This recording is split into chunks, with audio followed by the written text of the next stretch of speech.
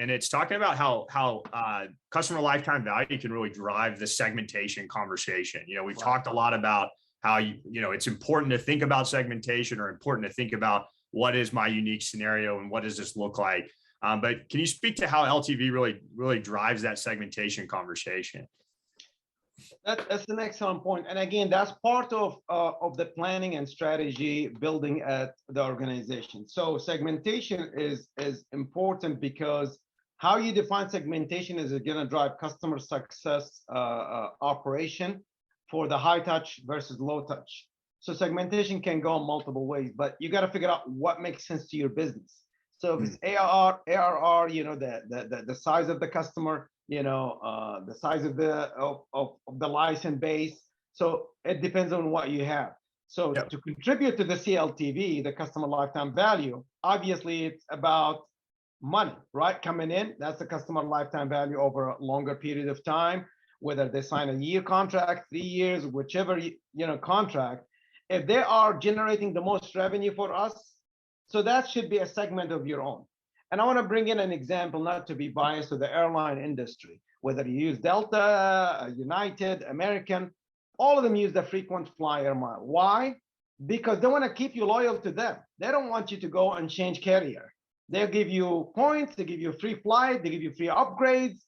Why? Because they want to make sure you're a frequent flyer. You spend a lot of money. So I'm going to make sure you're happy. I'm going to give you things above and beyond my other competitor. That's why segmentation is important.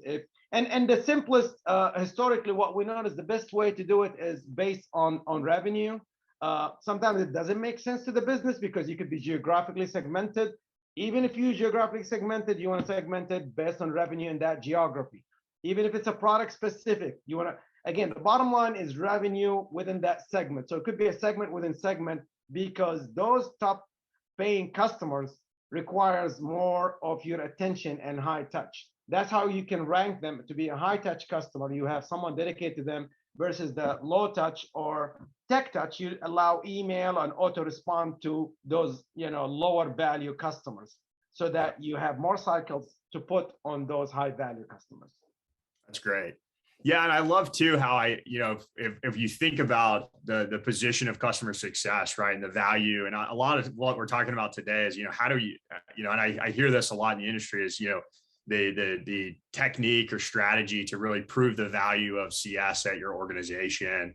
And this is where I love how CS can even then as we look at segmentation and then deploy a strategy, it can even influence our ideal customer profile, right? So we can push insights and information back up through sales and marketing to identify who we see as an ideal customer based on successful customers that have come through the platform, based on specific customers that we see growing in their CLTV, right? And then that can then be initiatives and influence the way that we invest in certain segments upstream in our marketing and sales efforts. Absolutely. Great. And that's invaluable, right? Because that allows us to focus on that improves our sales metrics, and that just, and that's all driven by the insights that we gain and the intimacy that we have with that customer experience. Exactly.